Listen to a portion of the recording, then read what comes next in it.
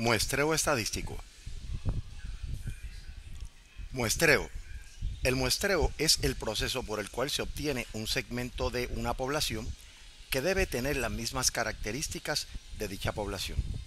Esto es sumamente importante, ya que cuando uno lleva a cabo investigaciones de carácter inferencial, para uno poder generalizar adecuadamente, es necesario que las características que tiene la muestra sean iguales a la de la población y viceversa.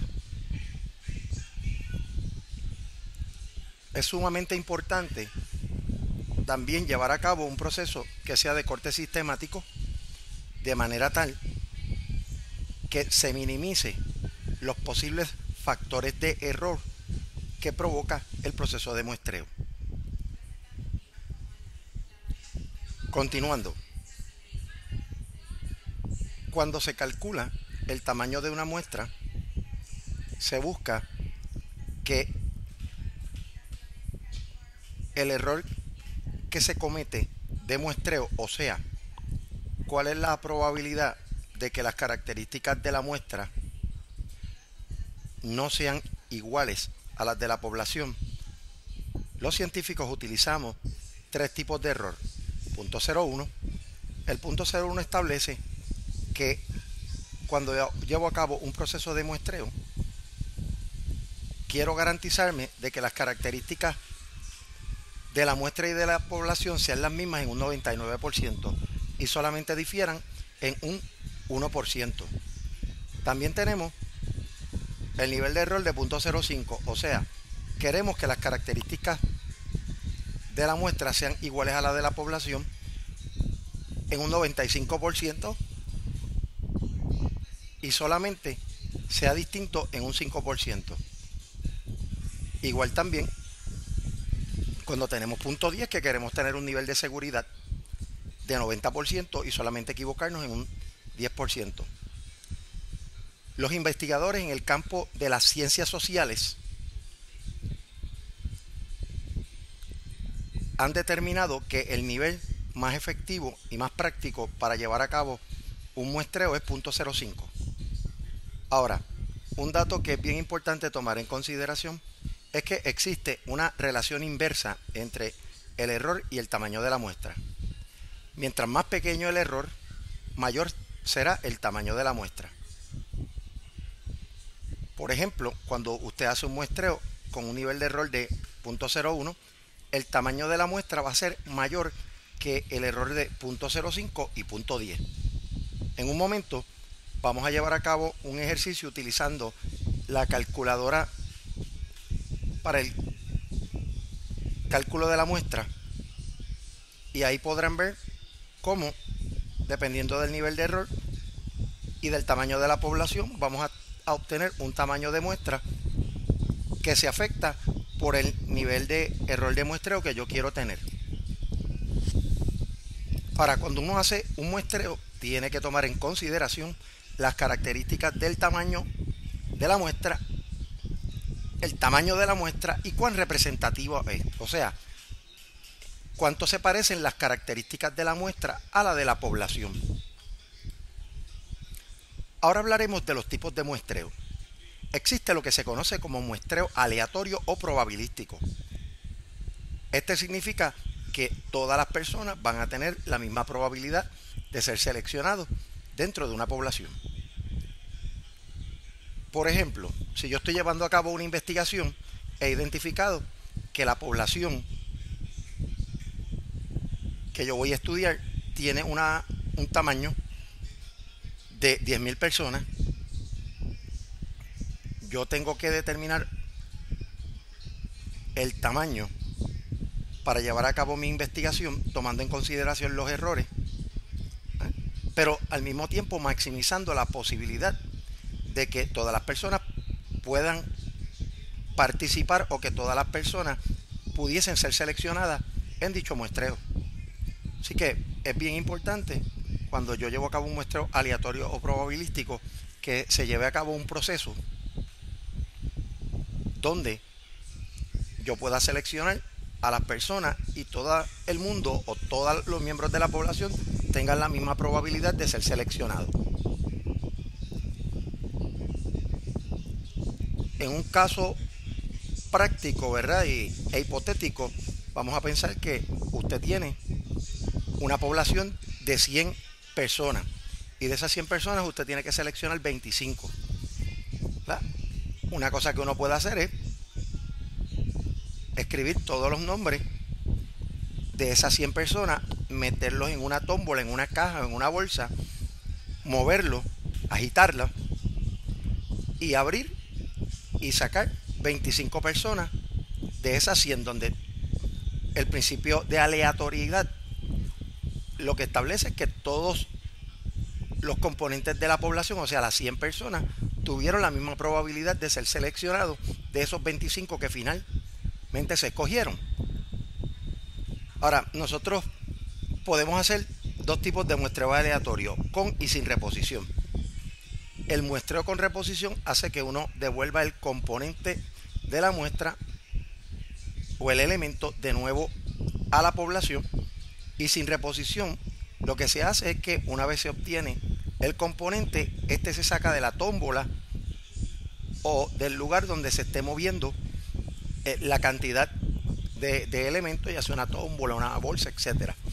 Volviendo al ejemplo de una población de 100 personas y tengo que sacar una muestra de 25 personas, lo que hago es que una vez tenga los 100 nombres, voy a moverlos en una caja o en una bolsa de papel, y en el caso del muestreo aleatorio con reposición, lo que hago es que cuando saque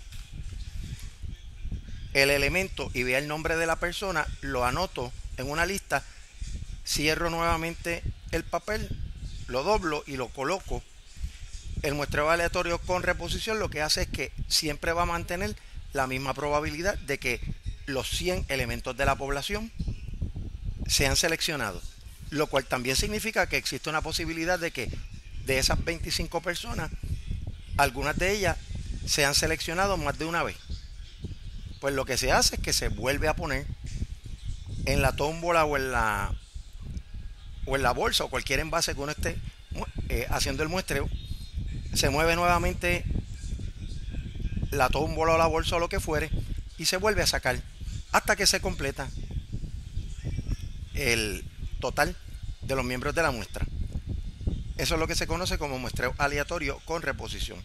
También el muestreo sin reposición, lo que se va a hacer es que una vez se mueve la tómbola, se saca el papel, se anota el número y se deja fuera. El problema que tienen los muestreos sin reposición es que en la medida que tú vas sacando a las personas que van a componer el grupo muestral de 25, estás disminuyendo la probabilidad de que todo el mundo participe. ¿Por qué? Porque al sacar los nombres de la tómbola y dejarlo fuera, la probabilidad de que todo el mundo haya sido representado disminuye. Así que mucho de lo que se recomienda es que el muestreo sea con reposición. También tenemos el muestreo estratificado, y aquí lo que se hace es que se divide la muestra en categorías nominales. En este caso particular tenemos el ejemplo de género sexual, un grupo masculino y un grupo femenino. También yo puedo estratificar por clase social, puedo estratificar por departamento académico, tipo de trabajo. Todo va a depender del interés del investigador de identificar características dentro de la muestra que sean importantes para la investigación en curso. Muchas veces el problema con los muestreos estratificados es que si uno utiliza muchas categorías para estratificar dentro de una muestra, como pasa en los estudios médicos, uno se va a quedar con muy pocas personas al final del muestreo. Porque, por ejemplo, yo quiero hacer una investigación para probar un nuevo medicamento que afecta a la artritis reumatoidea. Pues los investigadores definen desde luego que tiene que ser una persona que tenga la condición. Ahora, también los investigadores pueden definir desde cuándo lo cual hace entonces más restringida la muestra, la edad de los participantes, la edad que se busca en la población. Y entonces uno puede ir creando estratificaciones y al final quedarse con bien pocos casos. Otro de los tipos de muestreo es el muestreo por conglomerado. Aquí se escoge la muestra basado en un conjunto de elementos comunes. Por ejemplo, el censo utiliza urbanizaciones, barrios y calles para escoger las residencias que van a participar en el estudio. Hay veces que los investigadores agarran los mapas aéreos donde pueden identificar las comunidades donde se va a hacer el censo y se obtienen unos conglomerados o unos grupos que tienen características similares, ya sean barrios, barriadas, urbanizaciones, y al final uno lo que va a ver es que dentro de esa población de elementos se escogieron unos grupos que estarán representados y otros no.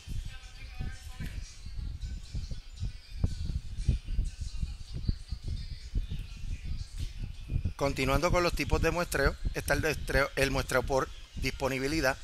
Aquí va a depender de la motivación que tienen los participantes de ser sujetos del estudio en cuestión. Son las personas que están disponibles, son las personas que quieren ser parte del estudio, no son seleccionadas al azar, sino basado en cuán disponibles están para ser parte de ellos. Uno de los problemas que tiene el muestreo por disponibilidad es que solamente van a participar las personas dispuestas o accesibles al momento que se requiera su participación, lo cual significa que no todas las personas que son miembros de la población estarían dispuestas a participar o estar representadas. En este caso en particular se compromete la representatividad, aun cuando los miembros de la población puedan tener características homogéneas. Ahora, si hay características homogéneas, el muestreo no se afecta tantísimo en términos de la representatividad en comparación con muestras que tienen características bien heterogéneas. Uno de los elementos que es bien importante es el tamaño de la muestra. ¿Cuál debe ser el tamaño? Existen varias formas de calcular el tamaño de una muestra. Desde una fórmula que le estoy mostrando en esta transparencia para estudios de correlación, hasta estudios comparativos de grupos, fórmulas genéricas y muchas. Ahora bien, la que uno escoja, puede ser tan buena dependiendo del tipo de estudio que uno realice. Ahora bien, también a través del internet usted puede conseguir calculadoras que le permiten estimar el tamaño de la muestra. Muchas de ellas funcionan gratuitamente, no hay que hacer ningún tipo de gasto adicional. Y por ejemplo les presento aquí la de la compañía Rawsoft, que en breve les voy a mostrar cómo funciona y cómo usted la puede utilizar para hacer sus cálculos de muestreo.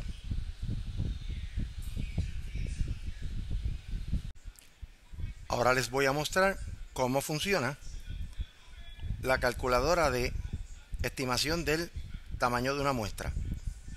En este caso estoy utilizando la de Rawsoft por su facilidad. Y aquí podemos comenzar con el primer cuadro que establece cuál es el porciento de error que yo estoy dispuesto a aceptar en un muestreo. Aquí está preestablecido que es un 5%, que es el más que se usa. Así que seguido en el próximo cuadro vemos cuál es el nivel de confianza o de seguridad que yo necesito para mantener básicamente las características de la muestra que estén incluidas, ¿verdad? Y que sean iguales a la de la población. Aquí tenemos el tamaño total de la muestra.